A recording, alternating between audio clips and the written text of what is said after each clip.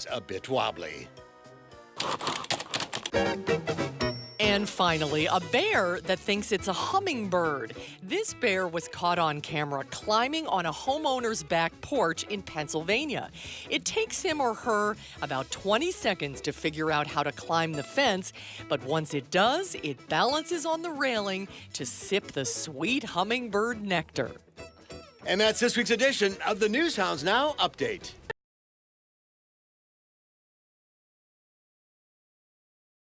The backyard. Hummingbirds weren't happy either. Our time for now. Have a great weekend, everybody. Stay cool. We'll see you right now. And right now, at 5, a day after 2 local bar owners pled guilty to skimming money from gambling machines, we're taking a closer look at the legality of those machines in Wisconsin. And after years of controversy, a city committee says Edgewood High School cannot use its new field to host any games. We'll have a reaction to the decision straight ahead. From the Channel3000.com Alert Center, this is News 3 Now at 5.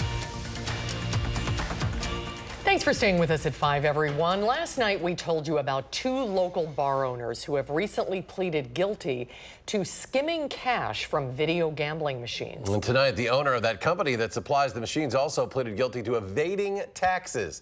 According to the State Department of Justice, 69-year-old Tom Laugen admitted he also skimmed the machines and didn't report the skimmed receipts on his state or federal taxes from 2010 to 2017. Investigators say those taxes totaled more than $580,000. There are new questions tonight about the legality of those video gaming machines here in Wisconsin. Our Rose Schmidt explains what we know about this issue. Rose? Yes, well, Susan, I started asking state agencies whether bars like the Middleton Sport Bowl are allowed to have slot machines and other gaming machines in their establishments. This is what I found. First, let's talk about what a video gaming machine is. Under Wisconsin state law, it's a device like these, where a player can obtain a prize or something of value. But are they allowed at restaurants and bars in Wisconsin like the Middleton Sport Bowl? The Wisconsin Department of Revenue says no. It's not legal. It is a violation of Wisconsin law to have a video gambling machine on any licensed or permitted premises. So why do you see these machines? So even while state statute says that they're not legal, the penalty for 5 or fewer of those machines makes it that, there's really not much of a risk for an operation to have them in their establishment as long as they're operating them correctly. Under a law going back to Governor Tommy Thompson's administration, if a bar has 5 machines or fewer, the state's Department of Justice says it doesn't have jurisdiction over the issue. That falls under the Department of Revenue, which tells us that having just a few machines means an establishment would have to pay a $500 forfeiture, something bars consider a low risk. And the Wisconsin Restaurant Association says as long as the machines aren't causing issues, their members are usually left alone. I think law enforcement feels that they're really not something. They've got higher priorities that they'd like to take on besides dealing with, the 5 or fewer gaming machines that might be in an establishment. We don't know how many of these machines the Middleton Sport Bowl has, and as for why action hasn't been taken against the bar for having these machines, the U.S. Attorney's Office was not immediately available for comment. Rose, thank you. The Columbia County Sheriff's Office has charged 29-year-old Vanessa Berger of Portage with first-degree reckless homicide.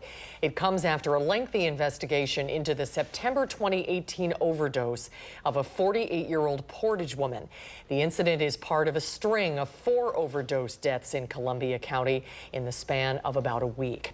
A Milwaukee man has been convicted of first-degree homicide for the shooting death of police officer Matthew Rittner in February.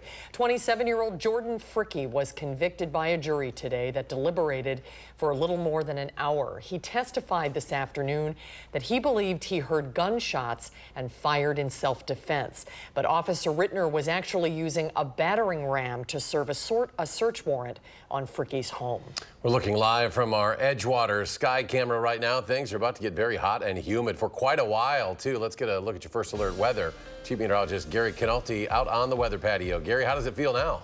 Actually, it's still not too bad. It's warm, but the humidity levels haven't quite kept up to the point where we're going to be looking at for next week, where those dew point temperatures will be in the 70s. Let's take a look at visible cloud track. You can see a little line of showers and thunderstorms that developed in parts of northern Wisconsin, but as they move toward the southern part of the state, they really have fizzled out. Most of the thunderstorms have been north of Green Bay or well out to the west and northwestern Iowa. Current temperatures are in the middle 80s. Here in Madison, we're at 85. Notice no real lake breeze today. Milwaukee's at 82. Dew point temperatures are in the lower 60s, but notice the farther north and west you go, you start to see them get into the upper 60s, and that's the humidity heading in our direction. Look for temperatures to only drop into the upper 60s overnight with just a slight chance of a shower or thunderstorm. Tomorrow, maybe a little better chance for a shower or thunderstorm later in the afternoon. Our high temperature is still reaching 88 degrees. The heat index up above 90 degrees at times. That's your News 3 Now First Alert forecast. All right, Gary, thank you. As we enter this hot stretch, stay up to date on all the latest weather news. Download our Channel 3000 First Alert weather and traffic app. That includes an interactive radar, forecasts, and other up-to-the-minute weather information. It is free and available right now in your app store. Many neighbors near Edgewood High School are celebrating a small victory today after a ruling by a city board last night. For now, Edgewood High School won't be able to play games on their field. Amy Reed joins us now to show us why the fight still isn't over. Amy? When Edgewood put in this field a few years ago, they said that it was going to be used for practices and for classes, and that's the language that they submitted in a master plan to this city. Now, last year they submitted an amendment to that master plan, but they've since dropped it.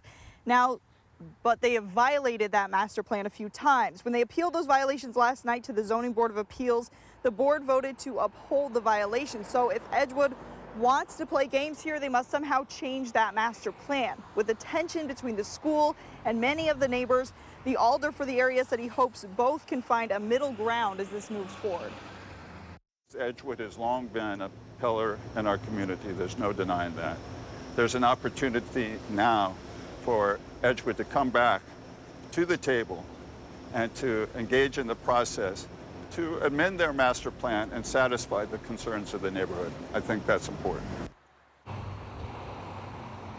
I spoke to Edgewood High's president just a little bit ago, and he said he's disappointed with what the Board of Appeals decided.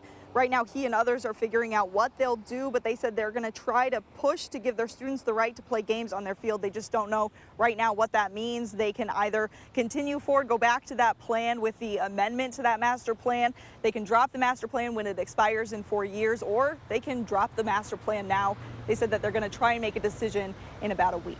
All right, Amy Reed reporting live at Edgewood tonight. Amy, thank you. UW System President Ray Cross is telling Regions he's disappointed with system funding in the state budget. Additional money was approved, but he says it doesn't compare to what was being asked.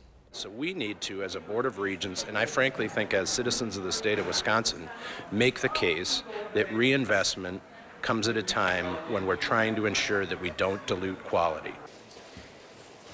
Governor Tony Evers laid out an additional $127 million for the system over the two-year budget, but Republicans scaled that back to $58 million.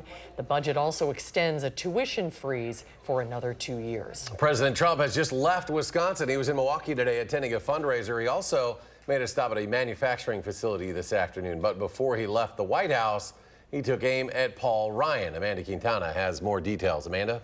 Yes, on Twitter this morning, President Trump called the Janesville native a, quote, long-running lame duck failure. This comes after excerpts from the book American Carnage by Tim Alberta came out, where Alberta says Ryan saw retirement as the escape hatch.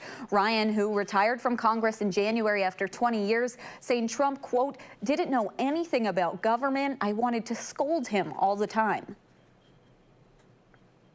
For Paul Ryan to be complaining is pretty amazing. I remember a day in Wisconsin, a state that I won, where I stood up and made a speech, and then I introduced him, and they booed him off the stage, 10,000 people. So for him to be going out and opening his mouth is pretty incredible. But maybe he gets paid for that, who knows? President Trump went on to say Ryan lost control of the House, and when then presidential candidate Mitt Romney chose Ryan as his VP candidate, Trump told people that's the end of his run.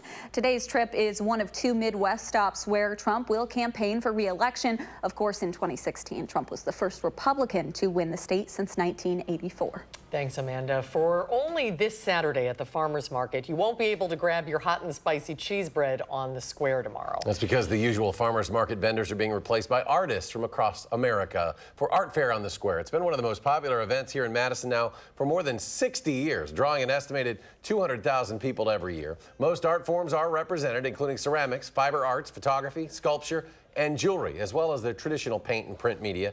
The event is organized by the Madison Museum of Contemporary Art and serves as its primary fundraiser. And if you want to check out another art opportunity, head down to Monona Terrace this weekend for the annual Art Fair Off the Square.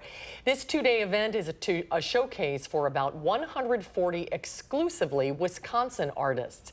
It features ceramics, art, glass, painting, sculpture, jewelry, photography, wood, and much more. It runs from 9 to 5 tomorrow and 9 to 5 on Sunday.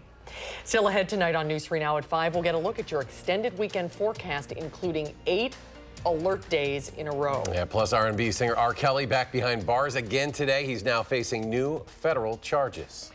And then at 6, as we enter a stretch of very hot weather, some simple tricks and tips on how to keep your car a bit cooler.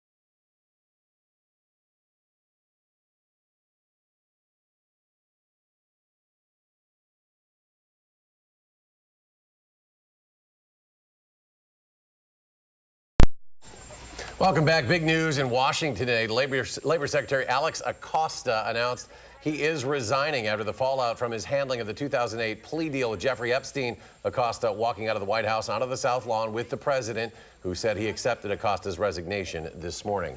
The Trump administration continues its focus on immigration policies with raids planned for this weekend to round up undocumented immigrants already in the country. This comes as Democrats on Capitol Hill are focused on the treatment of families detained at the U.S.-Mexico border. Vice President Mike Pence arrived at the border this afternoon. He toured a new detention facility where families apprehended at the border are being held. President Trump wanted us to be here, and he wanted the cameras to be here so that you could see firsthand how these families are being treated. The House Oversight Committee is examining the Trump administration's immigration policies. It released a new report that shows children are being held in government custody for an average of 90 days, and more than 21 children have spent a year in detention facilities separated from their families. Singer R. Kelly is expected to appear in court today, this time on federal sex crimes charges. He was arrested last night in Chicago while he was walking his dogs. Tom Hansen now with the very latest. First of all, the family of one of R. Kelly's live-in girlfriends stormed a briefing this morning that the singer's crisis manager was holding in Chicago. I want to know where my daughter is. Where is she at? Answer that question. The family of Joycelyn Savage is demanding to know where their daughter is. I can't tell you anything about your daughter. I do not work for your daughter. Kelly, a 3-time Grammy winner, had already been charged with a number of sex-related crimes this year. Late Thursday, detectives and Homeland Security agents took the 52-year-old into custody in Chicago, this time on federal sex trafficking charges. The indictment alleges criminal acts over 2 decades dating back to 1999, both in the U.S. and overseas.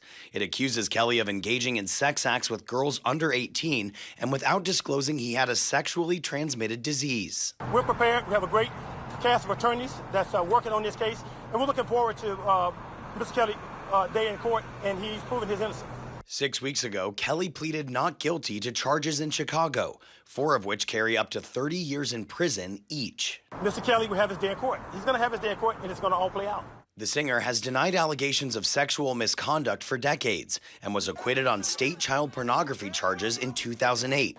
He also denies holding women against their will inside his home. Tom Hansen, CBS News. R. Kelly has faced mounting legal trouble since a documentary earlier this year revisited sex abuse allegations against the singer. Tropical storm Barry is getting stronger as it eyes Louisiana, and the effects from the storm are already being felt. The city of New Orleans and the surrounding area are bracing for possible record rainfall when Barry arrives tomorrow. The slow-moving storm is battering the Louisiana coast with strong waves and 65-mile-per-hour winds. Man, woman, child, stay off of the street of the city of New Orleans, which we're asking from 8 p.m. onward. The Mississippi River is expected to crest at 19 feet, just a foot below the tops of the levees. The city also postponed the Rolling Stones Superdome concert that was scheduled for tomorrow because they say it is just too dangerous. So let's get a look at our first alert weather and the role Barry could play. Chief Meteorologist Gary Canalti joining us with your forecast. Gary? Right now, I think Barry will keep its moisture to our south, but it will help to intensify the heat as we head into the middle of next week. Here are the latest warnings, hurricane warnings in effect for the southern Louisiana Gulf Coast, tropical storm warnings in the New Orleans metro area as well as areas further inland. Here's the visible satellite image. You can very clearly see the circulation center actually displaced to the north of the thunderstorm. So for time being, most of the heavier thunderstorm activity, it's not this stuff up here in Louisiana, it's down to the south. So right now, things are okay in New Orleans, but as these clusters of heavier thunderstorms rotate around and start circulating around the center of circulation, then the rainfall amounts will pick up much more in the New Orleans area. So again, these heavier thunderstorms down to the south, this is where Barry is right now. Latest information shows top winds 65 miles per hour from the National Hurricane Center. Here's the forecast track taking it northward, very near or just below hurricane strength by 1 p.m. tomorrow as it moves inland. and then crosses through Louisiana, becomes a tropical depression as it pushes through Arkansas, and then heads up to just south of St. Louis. But again, most of the moisture should stay south of Wisconsin, maybe a little bit reaching us in the form of a slight chance of a shower or thunderstorm Wednesday or Thursday. That's really not going to be enough to break the heat. Rainfall amounts, well, again, 15 to 20 inches of rain possible along and east of the path of the center, which would be somewhere just west of New Orleans. And then you can see the heavy rain spreading northward through western Tennessee and into Kentucky. Some of these areas down here may be as much as 3 to 5 inches of rain, at least into western Tennessee. But again, north of the path of the center, very little in the way of appreciable moisture. Now, our air is very dry across southern Wisconsin. There were some thunderstorms that developed more humid air to the north, but watch as they push into that dry air. Poof, they just kind of fall apart south of Eau Claire. And right now, there's nothing from these thunderstorms. These storms here have maintained some of their intensity. They've been severe up around Eagle River, pushing into the UP of Michigan, another little cluster of storms in eastern Iowa.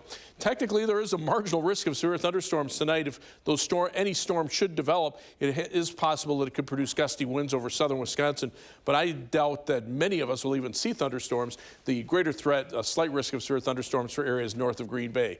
What's not in question is the heat. And again, those heat days, alert days for heat in the forecast beginning Sunday and lasting through Sunday of next weekend. Some days heat index values could be between 105 and 110 degrees. Live view from the Queen Bee Radio Skycam in Platteville, the WISC Skycam, not a cloud in the sky. So if we're going to get thunderstorms, they're going to have to kind of develop almost out of clear air. Right now, Edgewater Skycam also showing sunny skies as we check out our almanac for today. Our high temperature 85, the low 57 because the air is still fairly dry. We're at 85 now with a west-southwesterly wind at 7 miles per hour. Forecast for tonight calls for skies to become partly cloudy, just a slight chance of a shower or thunderstorm overnight, low 68. Tomorrow, very warm and humid, high temperature of 88, heat index into the low 90s. There is a chance for a shower or thunderstorm in the afternoon. Future track, you can see just how slight the chances are for thunderstorms overnight. Tomorrow, maybe a little better chance in the afternoon into the evening hours. The computer models try to hold them on into Sunday morning. I don't think that will happen. And then Sunday, just a slight chance of a shower or thunderstorm. High temperatures well into the 80s on Sunday. Areas that get thunderstorms could see an inch to an inch and a half of rain. Other areas may miss out on the rain altogether. And then the heat really takes hold beginning on Monday and lasting all the way through next weekend. Slight chance of a shower or thunderstorm Wednesday or Thursday. A better chance toward Monday of the following week. As we take a look at first alert traffic right now, there is the Beltline at Park Street. Both directions looking pretty slow, typical for a Friday. Right now we've got left lane closed on the Beltline westbound just around Fish Hatchery Road. Right now a 30-minute commute on the eastbound Beltline from the University Avenue to the interstate, 21 minutes going back in the westbound direction. It's 27 minutes down to Janesville on I-3990 from the Beltline, 20 minutes to Sauk City on US 12, and 18 minutes to Sun Prairie on East Washington Avenue and US 151. That's your news for now. First alert traffic. All right, thank you, Gary. Still ahead tonight, many Americans are spending thousands of dollars every year in hidden extra fees and charges. You know all about them, right? A few tips on how to spot them when we come back.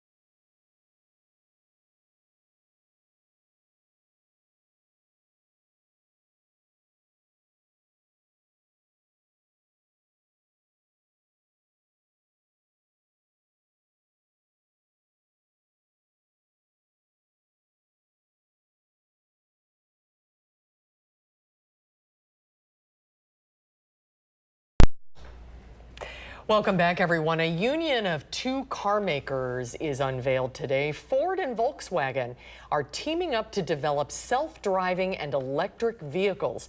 VW will invest $2.6 billion into an autonomous vehicle venture that's mostly backed by Ford. And Ford will build an electric vehicle using VW's technology. An ongoing avocado shortage is costing us. Wholesale prices on the pitted fruit are more than double what they were just a year ago. Avocados from Mexico cost a whopping 129% more. Most of that is simply being passed on to consumers, with retail prices almost doubling. Analysts attribute the spike to growing global demand and a natural seasonal dip in production, both in Mexico but also out in California. Prices are forecast to come down in about a month or so when production in Mexico ramps back up. In a new survey, 85% of people said they have been hit with an unexpected or hidden fee over the past 2 years. Mark Liverman found out that avoiding them can be very difficult. Christine Nicholas is just one of millions of Americans frustrated with hidden fees and extra charges. She recently purchased a flight posted online for about $100, but it ended up being a lot more. And then by the end of the day, it's about $190 or $230 because you have to pay for the seat, you have to pay for the baggage. For Mark Baden, the surprise came when he rented a car and was hit with an automatic refueling fee. It was really frustrating. There's nothing you can do about it. Extra flight and rental car charges were common complaints in a new Consumer Reports survey, but fees from the telecommunications providers ranked at the top, including the extras found on cable bills, like this broadcast TV and sports programming surcharge. Hotels also made the list. Many now add charges like a resort fee. People are driven crazy by them. 96% of the survey respondents said they found them annoying. Anna Layton from Consumer Reports says fighting back against the fees is tough. For individuals, it's a matter of searching carefully, understanding where fees might pop up, and doing everything you can to know what's coming and budget for it, and to fight when you feel that there's a fee you've been charged unnecessarily. The good news, the survey found that 64% of people who complained about an unexpected charge were able to get it taken off their bill. Consumer advocates are pushing to get rid of the added fees, but admit they aren't going away anytime soon. Mark Liverman, CBS News, New York. Stay with us. We'll have a final check of your hot weekend forecast in just a moment.